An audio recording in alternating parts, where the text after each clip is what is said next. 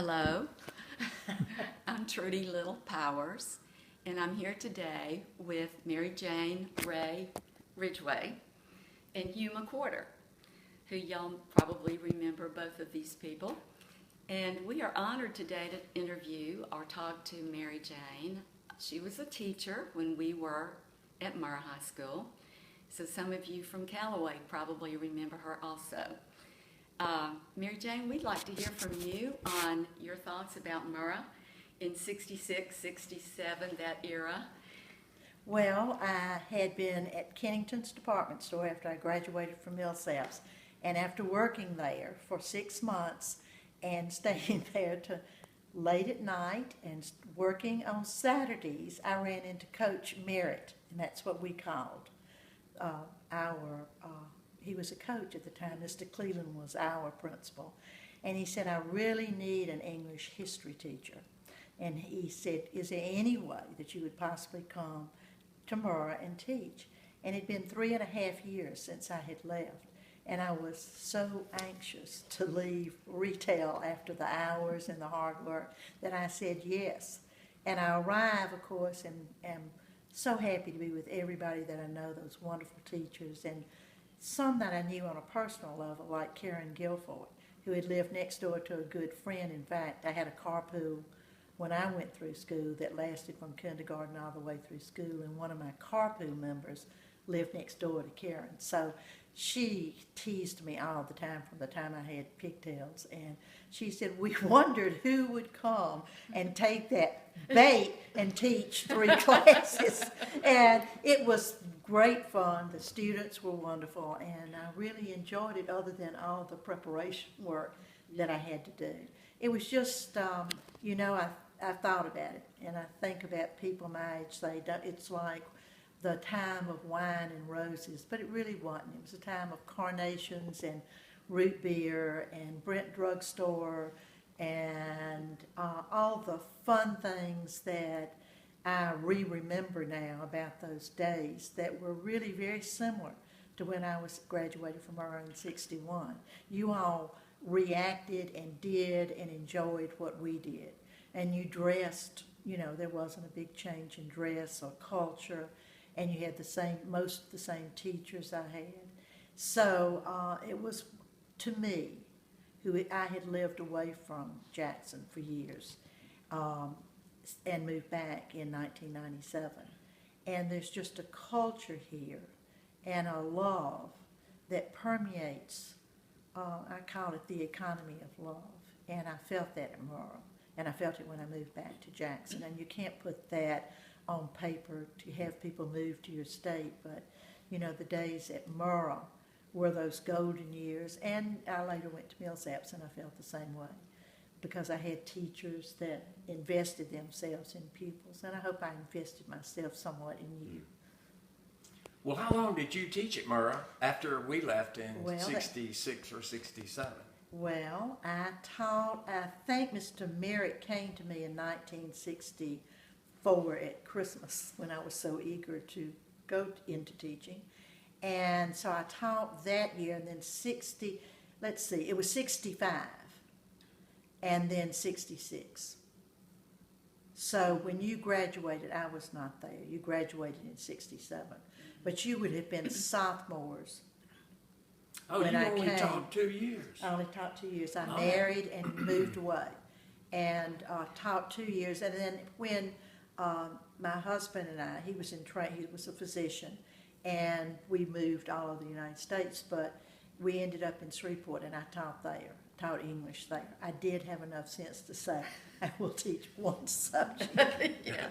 By that time I had learned, right. Yeah, that's hard. I remember you as being just so sweet, kind to everyone, and very calming. I had you first period.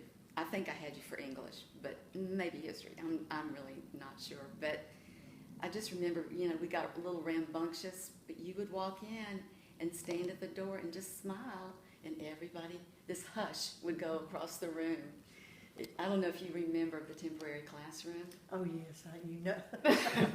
That was another thing Karen died at after she said, now we want to show you where you'll be teaching. Outside. And you know, there were no air conditioners then in schools. And I can remember it getting very hot in that temp. And I can also remember a first period that I would bring food. Oh. Isn't that funny? I don't know if I did it your year, but I would bring sometimes, you know, snacks, or not snacks, but breakfast donuts or something. Yeah. Because I was desperate for a quiet class and a loving class, so I kind of treated them like Pavlov's dog. Here, you can, if you do this, I will give you this reward. But it was, I do remember that. And you all were good, you know, really good. And smart. I don't think I was good or smart. I remember having to stay after class and missing missing my carbo and hitchhike home. On the interstate. Hitchhike. I don't believe it. Yeah, I did.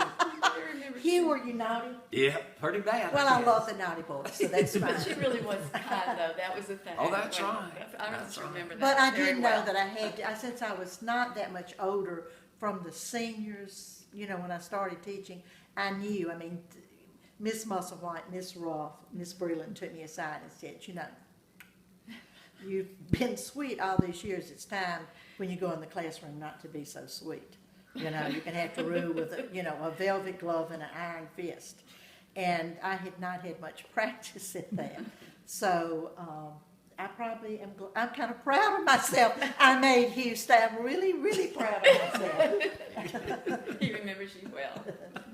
So when you were a student at Murrah, and you said you graduated in '61, tell us a few things about yourself as a student. Well, I'd rather, I'll tell you that I was with a group of friends last night from Murrah that graduated, and we meet off and on a pretty regular basis. And I said, I hate to, I'm going to be interviewed, and I hate to, sometimes I can be a little Pollyanna about my memories. And I said, why don't you tell me how you feel about Murrah? And it was so warming to hear that they had so many of the same feelings I did, that it was a safe place, that it was a place where your reward was more than knowledge, that people invested in who you were, and I felt molded in ways by Miss Russell, who was my English teacher. She made English, it's why I majored in English. She made English come so alive, but, she taught the ethical values from Russian writers and the creative values from writers from the Delta, and she punctuated things that maybe I would have overlooked, and I realized that we were going deeper than my friends that lived in other places that I kept in contact through my camp experiences. And I've had a love affair with books at that time. And I loved history because I love nonfiction. And history, the two were just so beautifully woven together at Murrah.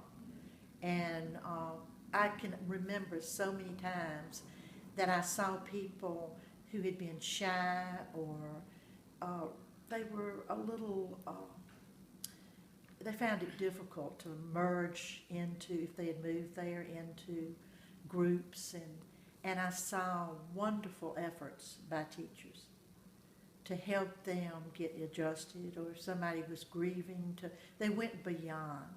And I don't remember that school was out at 3. School was not out at 3. School went on, and they were invested in. When I taught, I stayed to 5 or 5:30 because I helped with the Murrah Misses and helped with the annual and the resume. And you get to meet people at a different level when you're not teaching them, or when they're not teaching you. And those bonds, when I moved to Shreveport, Miss Ruff had family there, and we always stayed in touch. And it was wonderful to have, I feel blessed to have been able to go there and then teach with people who were my mentors. I remember Miss Stallings was my home ec teacher, and she went to my church. And from a tiny girl, you know, she taught Sunday school, and she was teaching manners, posture, Bible, and so she kind of infiltrated my life in many different ways and was my great supporter of you can do it, like the little engine that could. And I think to have those kind of people invest in your lives, because after becoming a parent, parents get tired. Mm-hmm. And, you know, I wonder if a lot of that's missing on some levels in society now. I mean, I'm not wondering, I know it is, where, you know, you need a village, and you do for a little child, because one person can make a difference. And many years later, I went to hear Madeline Lingle at a retreat at Laity Lodge. And she asked everybody to think of the people that had made the biggest difference in their lives. And it was very interesting. And she said this was very true, and she was 90 at the time. She asked this question at all of her seminars and her writing courses, that there were grandparents and there were teachers. And I just thought, wow. And she said, go home, and if any of them are alive, touch base. And I tried to do that because it was important to say thank you. So I'm hoping you had that kind, I feel like you did, that kind of experience. And everybody came back, and the first few reunions was, I guess, people were very proud of what they had done and they had accomplished. And then after about the 30th reunion, it was just like, you know, weren't those the best of days? And let's don't talk about anything except, you know, what bonded us together. And so we've had some wonderful times together talking about how special that whole era was. And I include you all, you know, in that era. How many were in your graduating class? 360 Oh, that many? something. That many? Oh, okay. 360 something. And our last reunion was really special because we spent a lot of time. We've lost a lot of people. And were you all involved in, had the Vietnam War ended at the time you were? No, it didn't. And so there were a lot of people several people that lost their lives and had fought there. And it was interesting how there was just some things that we had to do in our generation, like serve and give and be responsible, that I feel like that Murrah really helped prepare us for. And I asked this last night to the girls, and they said yes, and they remembered, you know, we're not, oh, you have to go to school, which I hear sometimes my grandchildren say. It was like, oh, I can't wait how many more days. You know, I can't wait for football. I can't wait for the fair. I can't wait for the plays. And, you know, it wasn't like an elite group got to be in sports. You could try it. It wasn't as competitive then. And you could also have a life if you played a sport. You didn't play on Sundays, and you didn't play I have a grandson that's in baseball, and he had 4, you know, out of town. He's 12 years old, and he's been doing it since he was 7. 4 games on a Sunday, and I thought, wow, this is way out of sync. Yeah. So I just remembered that sports weren't a hassle, and that plays were fun, and that everybody was welcome to do something, and that there was always somebody there that would say, I'll help you. You know, which is just a great, did you feel that way about Murrah? When did you retire from teaching? After, let's see, I guess I retired from teaching in 1968. Oh, I will. Okay. Was it good? And it was real good. And wise? Yes, okay. Really it was. Okay. And I was trying to keep from getting hooked up in Vietnam, and I was thinking, oh man, I don't want to go to college.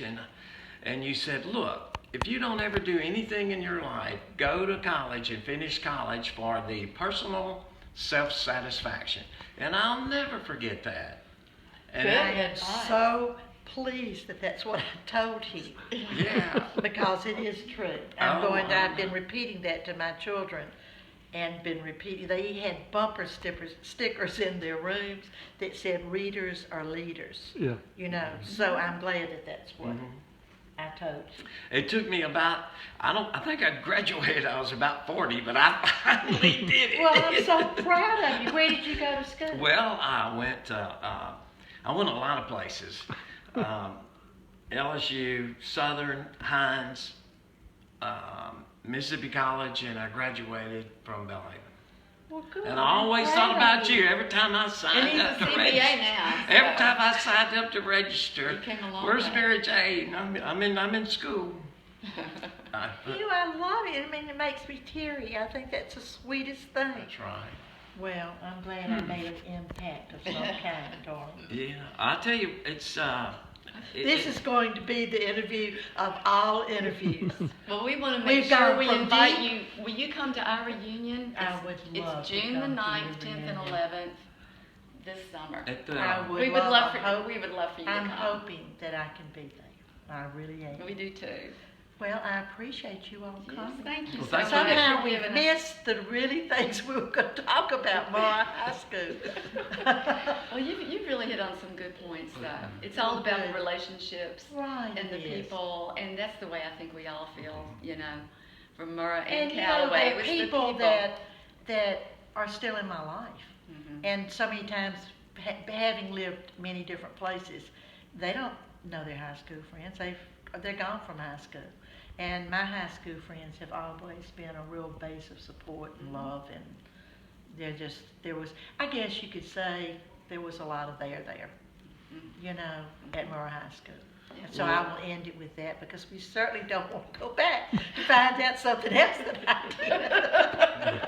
did. Well, it's really a treat to be here. Honestly, it's great to see you. Well, Oh, it is. you It don't- And it's so great to see I hope I Susan. had that painting. Oh, yeah, I do too. I'd like to see it. I mean, you know, and I had some, in Shreveport, the children were younger, they were junior high students. And they were so cute, they still had that kind of, you know, the shyness. modest. And they say the same thing, they'll say, do you have that lucky penny? Remember that I kept forever? And then I said only one person could have it, and it would be you. And in my heart, I thought, most people would say no, they don't have it, but I probably do have that lucky penny. Since I've Good. never thrown it, so I probably do have your painting. And I certainly, do you know what he Great made story. for us? Bread. Oh, yeah, I made y'all homemade bread. The girls have homemade bread. And I got Paul the starter, and he's got to feed that every 3 days for the rest of his Is life. that the yeast bread? Or Sourdough. whatever? Oh, is it sourdough? I love sourdough. It's a wooden bowl, a plastic bowl and a wooden spoon. No bread maker. And that's not easy to do, Paul. And I'm so Stir proud that he's a stuff. Take it out. CPA. Stir that stuff up. And I hope you enjoy it. Thank you. That was Thank you so well. much. I want to say that I also got flowers, which has made my day. And I brought you an apple. And one big juicy apple. Gotta have a red apple for the teacher. These two, I can see them talking for hours. We've got to sign off now. Thank you. Thanks a lot, And we Paul. hope to see Paul. everybody at the reunion. Thank you for interviewing me. I Thank you, enjoyed Paul, it. and Jean Moak, and Susan Pratt. Oh, Yes. Goodbye. goodbye.